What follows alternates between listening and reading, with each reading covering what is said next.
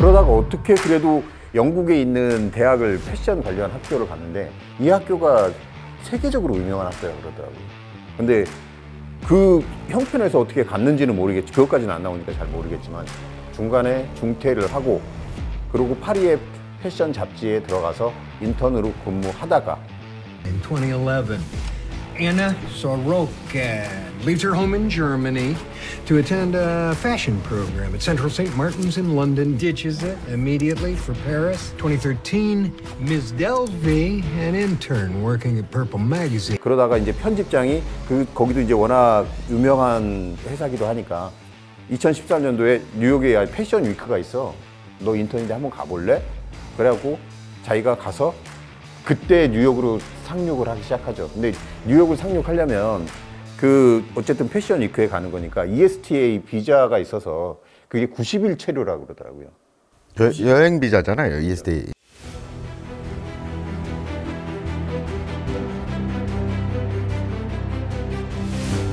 (90일만) 체류할 수 있는 비자를 갖고 가고 뉴욕 상류층의 삶을, 왜냐면 파리의 유명한 패션지에 자기가 한 명으로 와 있으니까 그 편집장의 이름을 팔아가면서 자기가 거의 그 정도인 거냐. 그때가 22살인데 그런 위치인 거 마냥 하다 보니까 사람들하고 교류가 되고 내 인생이 점핑이 되겠구나 라고 하는 꿈을 꾸는 계기가 되죠.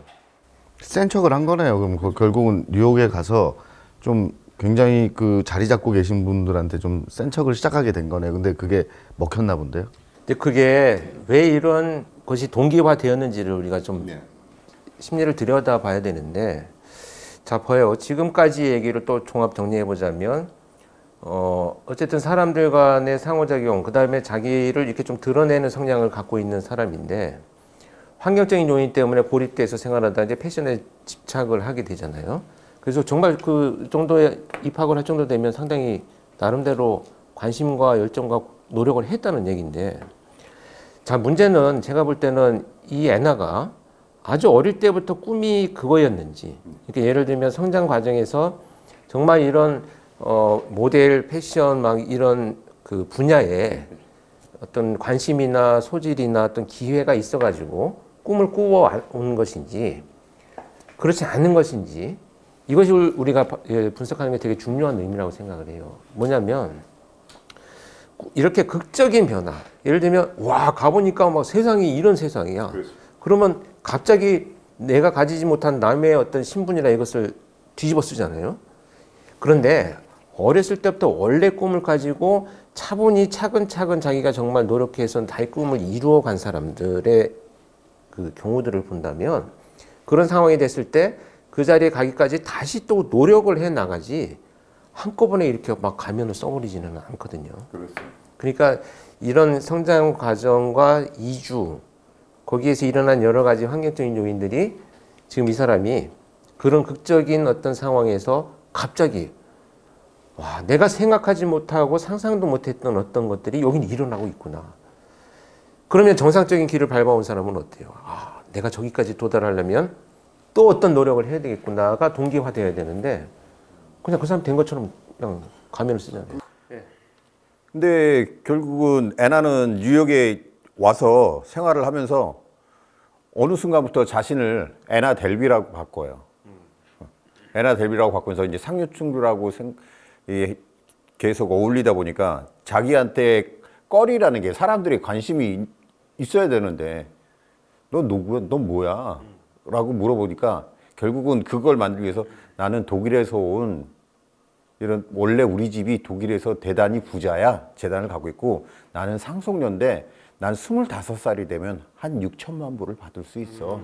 근데 지금까지는 나이가 어려서 못 받아. 나는 그런 사람이야. 그러면서 나는 여기 뉴욕에다가 애나 델비 파운데이션을 만들 거야 라고 하는 거예요. 그렇게 이제 상류층을 만나면서 제가 독일의 상속녀래.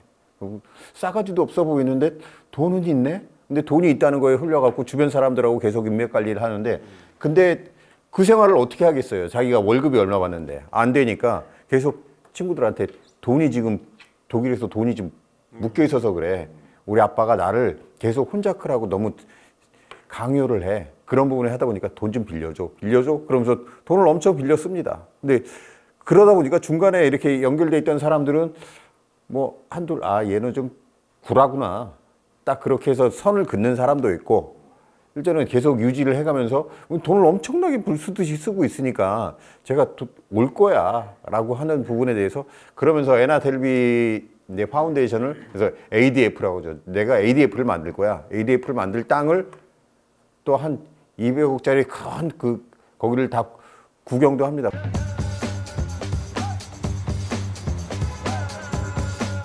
Church Mission's house, built in the 1890s, 45,000 square feet, 6 floors. Knows the building better than I do. Maybe she should be the realtor. Should we go in? 그래서 이게 내 건물이 될 거야 라고 사람들한테 만나고 설명도 해주고 이렇게 어떻게 할 거야 라고 하면서 실제 대출 승인까지 이제 신청을 하는데 대출 승인을 어떻게 하겠어요? 돈이 없는데. 그러다 보니까 주변에 아는 사람들한테 속여서 또 거기에 이제 변호사까지 유명한 거기서 잘 나가는 변호사까지 섭외를 해서 그 변호사가 네가 갖고 있는 계획서를 줘봐. 근데 계획서를 처음 보니까 너무 말도 안 되는데 주변의 인맥을 보니까 얘가 또 말도 안 되는 건 아닌 것 같네. 그러다 보니까 그 변호사도 나중에는 내가 이렇게 재단의 변호사가 되면 자기도 이익이 있겠지라고 하는 생각에 긍정적인 평가를 내립니다. 야, 여기가 가만히 있어. 여기까지 보면 이거는 사실 사기라기보다는 투자를 받는 거잖아요. 그렇죠. 내가 사업을 하기 위해 투자를 받는다. 펀딩을 받는 거죠. 펀딩을 받는 건데 그 방식이 없는 것을 지금 거짓말로 속여가지고 하는 거잖아요. 그렇습니다. 그렇게 되면 없는 것이 거짓말로 속이는 것 자체가 사기냐? 네, 그렇습니다. 이거는 아니잖아요. 이게 예전부터 한 번 하기가 어려워서 그렇지 한 번 하고 나면 그 다음번에는 좀 더 쉬워지는 게 있잖아요. 근데 이 친구가 그 애나라는 친구가 제가 보면 어떤 계기로 자기가 뭐 무심코 혹은 도도해 보이는 어떤 형태로 어떤 좀 부자를 약간 무시하듯이 했더니 오히려 그 사람이 자기한테 관심을 가져. 이게 좀 먹히네? 라고 생각을 하고 Earning it beats inheriting it. Trust me. Trust you? The person considering buying that thing instead of this?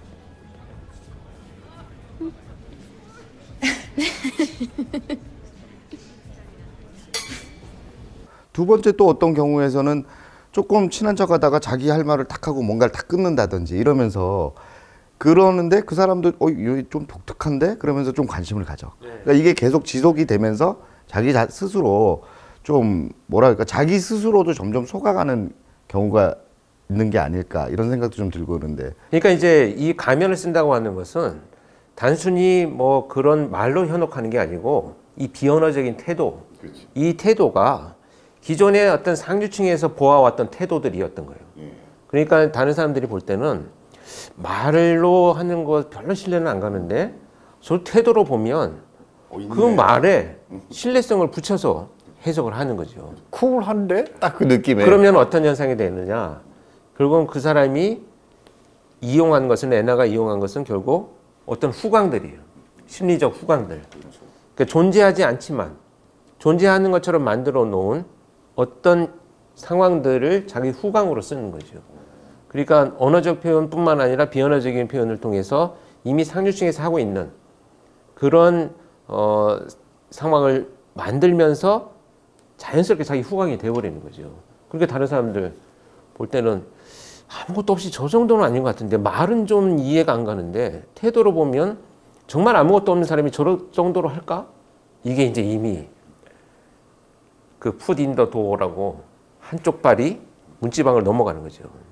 선을 긋고 나간 사람은 나가는 거고 지금 교수님 말씀하신 대로 진짜 발을 넣는 사람은 그때부터 점점 더 빠져들 수도 있겠네요.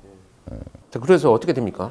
그래서 이제 앨런 리드라고 하는 이제 유명한 변호사한테 결국 변호사도 그 일에 협조를 하기로 합니다. 그래서 그런데 하려면 이제 큰 회사의 그 금융권의 대출을 받으려면 서류를 만들어 갖고 실제 자기는 독일에 우리 재단이 있어. 재단 관리인이 있어. 재정 관리인이 너한테 그런 서류를 다 보내줄 거야. 라고 애나가 얘기를 합니다.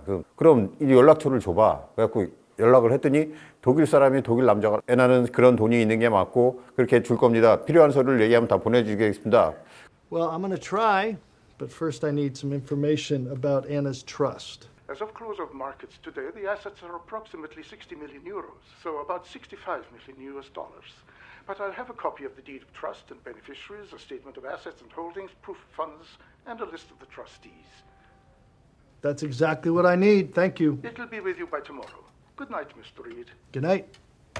그러고 했는데 깜짝 놀라는 반전은 애나가 아이폰의 그런 앱을 이용해서 독일인인 척하고 무슨 변조를 해갖고 다 그런 답을 한 거죠. I have two banks very interested in her proposition and in loaning her the money. Excellent News. I presume you need paperwork regarding her trust. Proof of funds. With Henneke, I spoke with the man. She bought a virtual SIM to run a German number and used a voice distorter app. $5 on iTunes. 실제 그런 사람은 없습니다. 헤네키라고 하는 사람은 그냥 없습니다. 우리나라 사건 이따가 사례 얘기할 텐데 아주 전형적인 이 방법이네요. 그렇게 해서라도 계속 유지가 되고 있다가 결국은 드러나게 된 건 그 과정 중에서 대출을 기다리다가 있는 과정에서 자기가 애나 델비 파운데이션을 홍보하는 영상을 하나 찍으러 가야 되겠어. 근데 이게 보니까 모로코가 좋더라. 그래서 이제 트레이너를 하고 있는 친구 하나하고 베니티 페어의 잡지에 있는 친구 둘을 데리고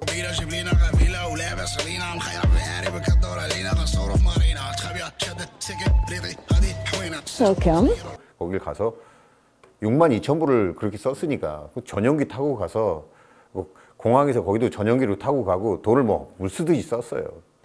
Casey, she maxed out my personal card, and then she charged my Vanity Fair card. Before I could cancel it, $62,000 combined. Holy shit. 근데 이제 그 친구가 62,000불을 법인카드로 결제했고 나 잘릴 것 같으니까 빨리 네가 돈이 있잖아. 너 준다고 했잖아. 그런데 결국은 마지막까지 5,000불만 줬어요. 그러니까 그 친구는 57,000불을 자기가 지불을 해야 되는 상황이 되는데 그렇다 보니까 얘가 거의 뉴욕에서 신용 이 바닥에서는 얘가 사기꾼이야 라고 하는 소문이 돌기 시작하죠. 그리고 자기 실체가 드러나는 걸 어느 정도 눈치를 채고 나서 가짜로 은행에다가 지급 수표같이 해서 만들어 갖고 현금을 끌어모아서 서부 LA 쪽으로 도망을 갑니다. Deposit? Yes, please. I would like to make a withdrawal. In cash? Yes. Would you like that in 50s? France and 20s too. Love Los Angeles in fall. Bits this dumb. The city's full of pickpockets and thieves. 도망을 가서 자작극을 합니다. 거기 호텔을 유명한 데를 잡아놓고 자기가 약을 많이 먹어서 자살을 시도한 것처럼.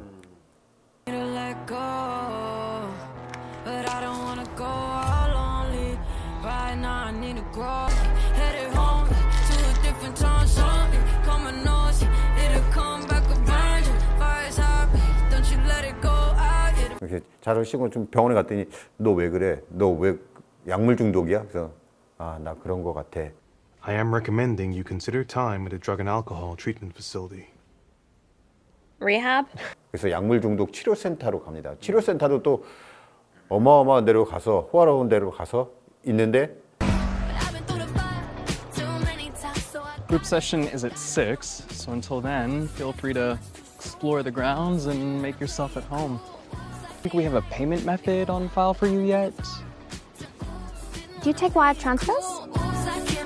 그게 그 과정에서 얘기를 하더라고요. 90일 체류 비자가 연장이 되려면 그 미국이라는 나라에서는 치료소를 가 있거나 수감이 돼 있거나 그거는 면제가 돼 기간이 포함이 안 된다 그러더라고요. 그런 점을 이용하는 그런 영리함도 있는 거 아닌가. Then I looked into U.S. visa law. Yours was about to expire, but the clock stops for hospitalizations, rehab included. You were buying time.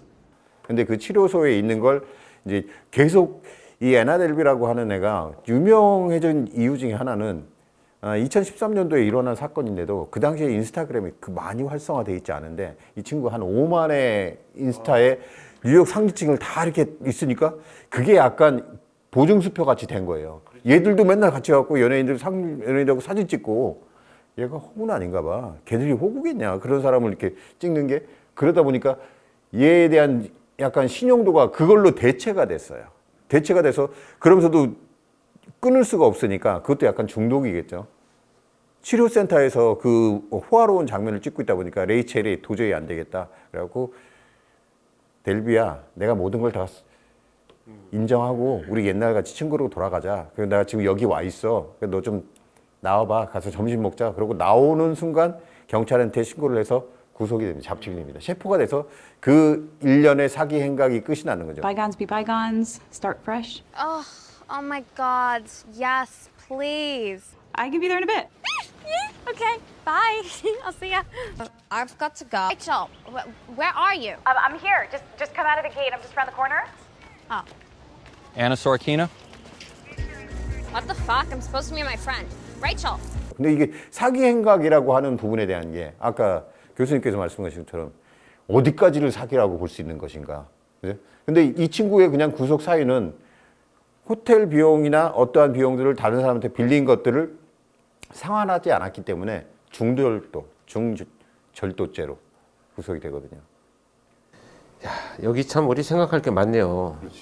자, 일단 그 사기냐 아니냐를 구분하는 것이 지금 법률적인 여기서 정의를 하는 것은 모호할 뿐더러 사실 지금 이 드라마상에서의 우리가 내용만 가지고 판단하기 좀 어려운 부분이 있으니까 다만 이 애나라는 인물이 사용한 방법들이 과연 뭐냐, 왜 사람들이 이렇게 그것을 실제로 믿었느냐, 이것을 이제 짚어보는 것이 오늘 핵심 같은데 몇 가지 말씀드렸죠. 이제 후광, 이 언어적인 얘기와 비언어적인 태도나 이런 것들 통해서 후광을 만들면 이게 사람들한테 어떻게 작용이 되냐면 사회적인 압력이나 압박으로 작용이 돼요.